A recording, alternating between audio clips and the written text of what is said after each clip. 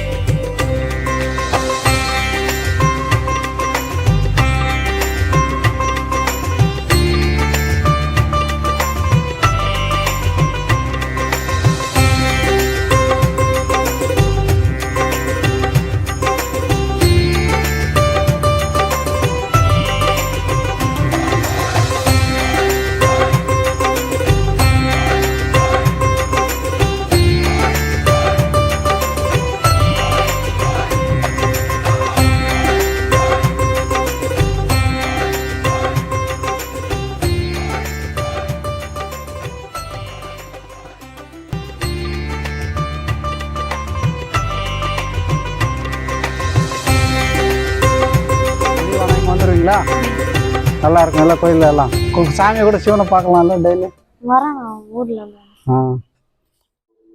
ఇప్పుడున్న కోనేరు సింహం కోనేరు అంటారు. ఈ కోనేరు కార్తీక మాసం చివరి ఆదివారంలో విశేషంగా అప్పుడే తెరుస్తారనమాట.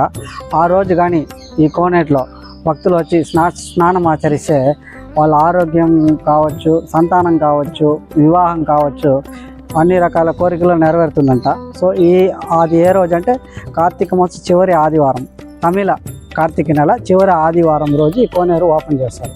సో ఈ కోనేరు అదే దీని లోపలికి వస్తే సో అక్కడ వేల సంఖ్యలో భక్తులు వస్తారనమాట.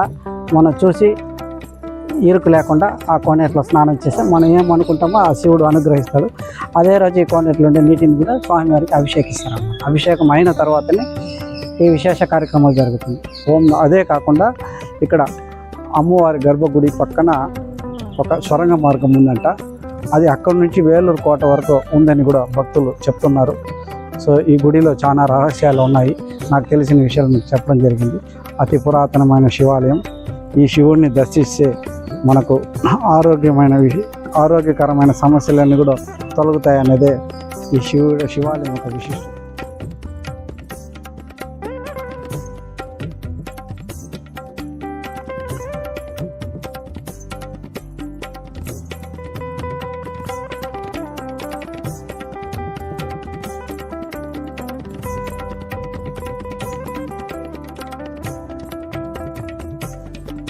ఓం నమ శివాయ. మన వేలూరు జిల్లాలో ఒక 15 కిలోమీటర్ల దూరంలో ఉన్న విరింజీపురం గ్రామంలో మార్కండేశ్వర శివాలయము.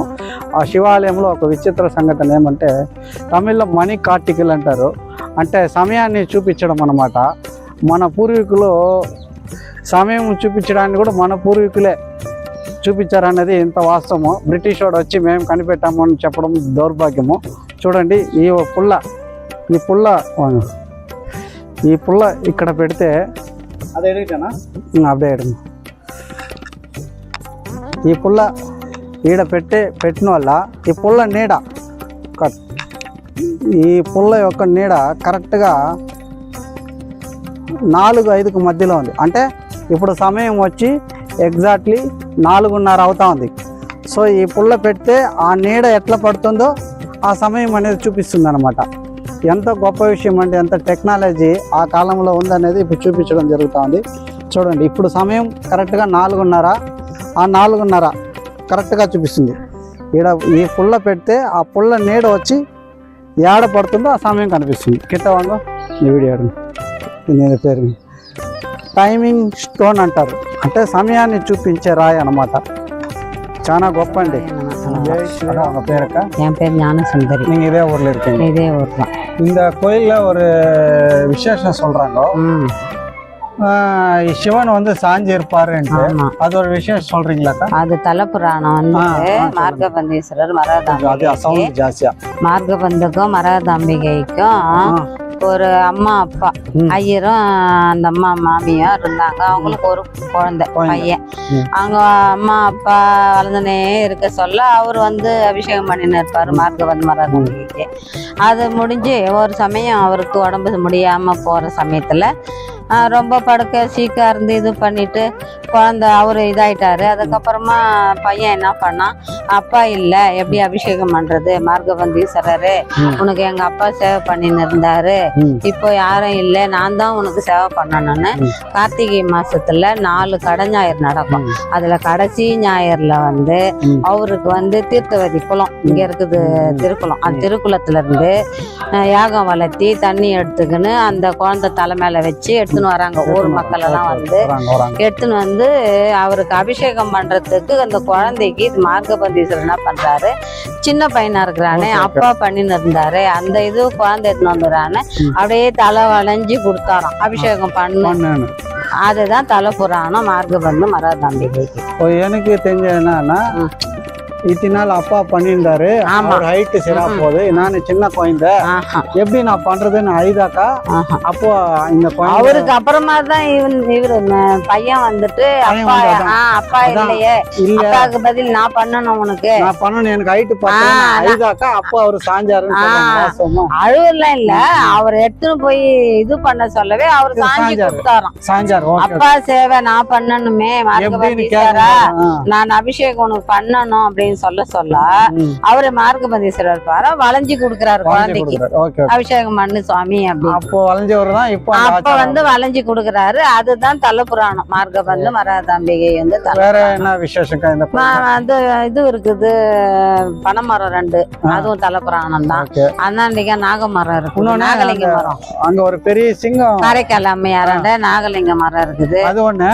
இப்போ சிங்கம் கார்த்திகை மாசத்துல 4 கடை இருக்கும். அவர் மார்கபந்தீஸ்வரர் வந்து வரம் கொடுக்குறாரு. கார்த்திகை மாசத்துல வந்து கடைசி ஞாயிறு என் குளத்துல வந்து குளிக்கிறவங்களுக்கு உடம்பு சுகம் இல்லையா சுகம் ஆயிடும், குழந்தை இல்லையா குழந்தை பிறக்கும், உடம்பு நல்லா ஆயிடும், மற்றபடி அவங்களுக்கு என்ன கஷ்டம் நிஷ்டம் அதெல்லாம் கூட சரியாயிடும். அந்த குளம் வந்து கார்த்திகை மாசம் தான். கார்த்திகை மாசம் தான். கீழே கார்த்திகை மாசத்துல கடை ஞாயிறு அன்னைக்கு கடைசி ஞாயிறு கடை ஞாயிறு அன்னைக்கு தானே அந்த குளம் திறந்து எல்லா மக்களும் குளிப்பாங்க. குளிச்சுட்டு அவங்க சௌகரியம் என்னவோ அதை வேண்டிக்கின்னு போயிட்டு அவருக்கு மறுபடியும் வந்து எல்லாம் செய்வாங்க. ரொம்ப நன்றிக்கா. நல்ல